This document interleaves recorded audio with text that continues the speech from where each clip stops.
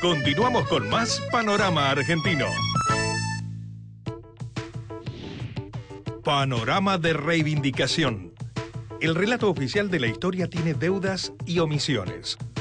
En Misiones te contamos la vida de uno de nuestros mejores hombres.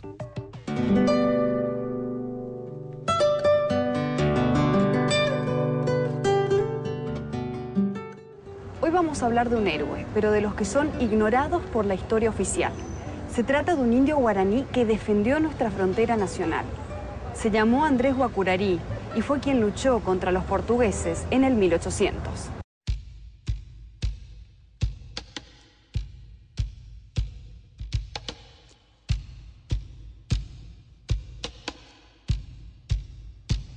Andrés Guacurarí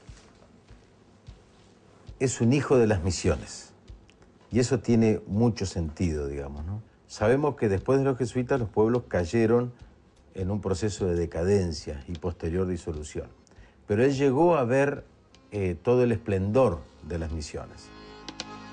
Andresito fue hijo adoptivo de José Artigas. Entre 1816 y 1819, Guacurarí tuvo la responsabilidad de recuperar las misiones orientales de las invasiones luso-brasileñas. El valor que tiene para esta región Andresito tiene que ver con la soberanía.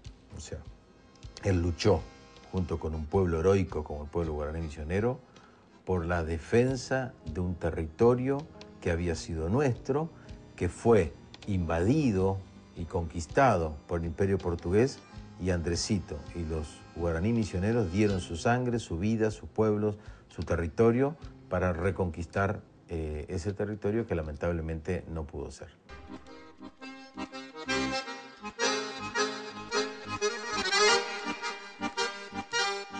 En sus visitas a la Tierra Colorada, historiadores reconocidos a nivel nacional como Felipe Piña o Pacho O'Donnell reivindican la figura del héroe misionero Andrés Guacurarí. Andrés Guacurarí es un gran desconocido, ¿no?, para la historia oficial. Yo creo que es uno de los tantos personajes de las historias provinciales que la historia oficial no recoge, ¿no? Reivindicar una figura como Andresito es reivindicar muchas cosas. Podríamos decir que si Misiones y Corrientes siguen siendo argentinos, ha sido gracias al heroísmo de Andresito, de sus soldados guaraníes. En esa tarea de cuidar la frontera muere Guacurarí. Hoy, las misiones orientales son de Brasil y es el río Uruguay el que establece los límites. Pero la pérdida de territorios podría haber sido mayor.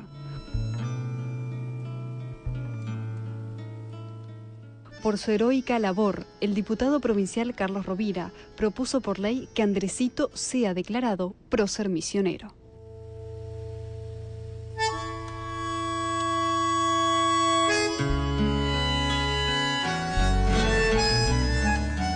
Muchos historiadores revisionistas en particular dicen que Andresito frenó las ambiciones portuguesas de seguir ampliando sus fronteras del Uruguay hacia el Paraná, ¿no es cierto? O sea, se hablaba de que la conquista final del Imperio Portugués era tomar la Mesopotamia.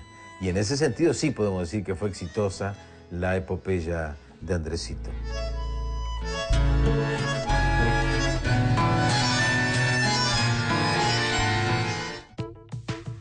Panorama del cómic. La historieta es un género sin fronteras. Creadores y aficionados impulsan este lenguaje para narrar aventuras y hacen escala acá, en Río Negro.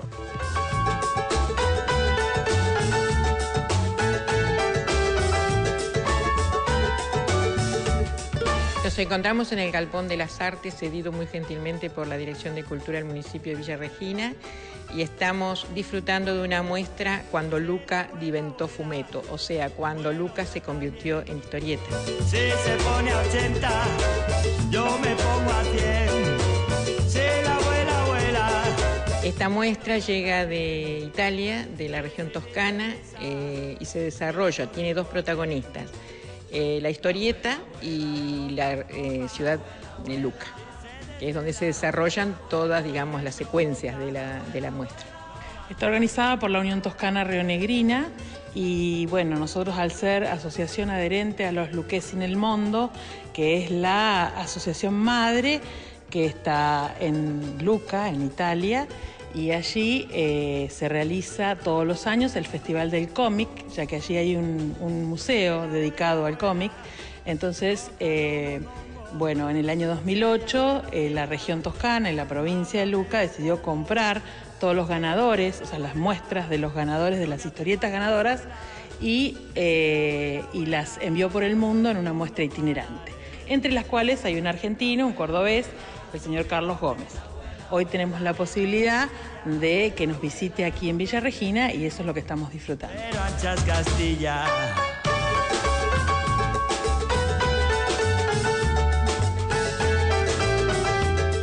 Estuvo anteriormente en Rosario, en Córdoba, llega acá a Villa Regina y de ahí se va a Bariloche, Mar del Plata y así, porque consta de 145 láminas, reproducciones y bueno, necesita un lugar espacioso, con luces, para que se luzca, digamos, el trabajo hecho por estos autores. Si se pone 80, pues yo digo amén.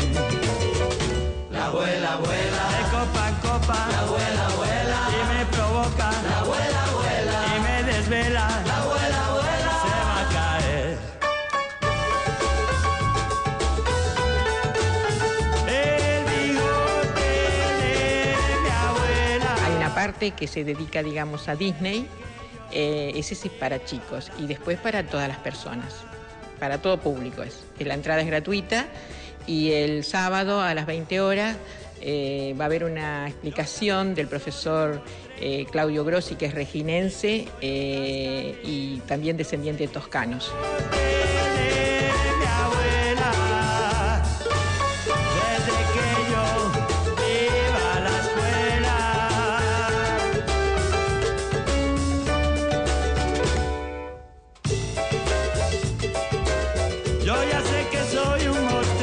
El día viernes 18 inclusive y de 19 a 22 horas. Así que están todos invitados a visitarnos, a visitar Villa Regina y visitar la muestra de historietas. Me llama Tony, la abuela, abuela, siempre de noche, la abuela, abuela, con su bigote, la abuela, abuela, y no le pillan, la abuela, abuela, hachas Castilla.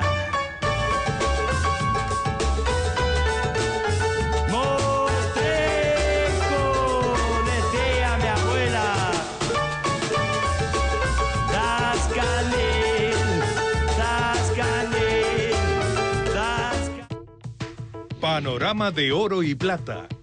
En Catamarca decidimos darle a la orfebrería el estatus que merece. La escuela, que es única en el país, imparte conocimientos y técnicas que reivindican este oficio. La escuela fue creada en el 2009. Yo voy a hablar desde que yo me hice cargo, que fue a partir del 8 de febrero, donde pusimos en práctica otra forma de escuela. Antes venía siendo a través de cursos y nos parecía que para que se forme un verdadero orfebre, un verdadero artista de esto, era necesaria la práctica diaria. Y así lo estamos haciendo. Fui convocado por la directora de la escuela con la idea de crear la cátedra de orfebrería aquí en la provincia, aprovechando la infraestructura de las instalaciones de la Escuela Pública de Catamarca. Va a ser prácticamente la única en toda América. Lo digo con conocimiento de causa porque he recorrido bastante como asesor internacional o como expositor y sí, como la estamos pensando en esta escuela va a ser única. Esto es una carrera, yo siempre explico, como ser abogado o médico. A nadie se le ocurriría un médico con menos de 6 años de estudio o un abogado. Bueno, la orfebrería es lo mismo. Un orfebre que se precie no puede tener menos de 4, 5, 6 años de estudio para empezar a aprender a ser orfebre. Es decir, esto es como cuando uno va a la universidad a aprender, pero después en la práctica es donde uno empieza a dominar el oficio. Lo que vamos a apuntar acá va a ser precisamente a que dominen las técnicas, tanto plásticas como mecánicas, como artísticas, es decir, que conozcan los metales, sus alcances, sus efectos, sus procedimientos y sepan cómo manejarlos. Cosa que el día de mañana un orfebre quiere hacer un plato de plata o hacer una escultura o engarzar una piedra preciosa o acuñar una moneda, sepa cómo hacerlo porque tiene los medios, ha aprendido cómo hacerlo.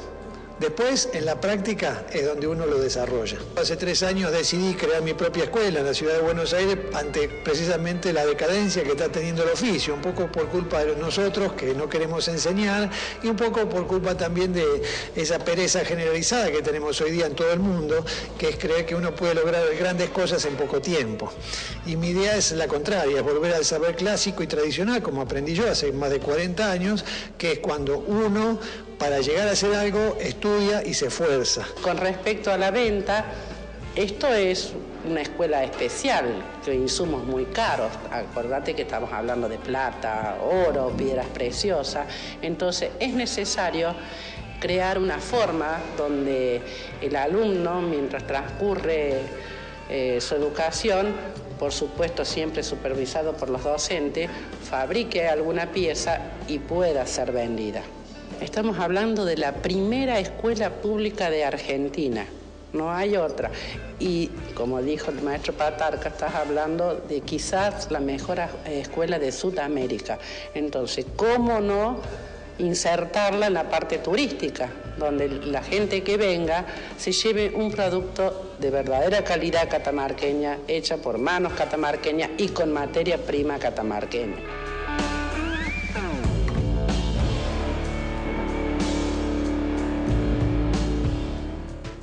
En el próximo segmento del programa, nuestros pibes de Colonia Carolla, Córdoba, se divierten mientras crean conciencia ecológica. Vas a verlo.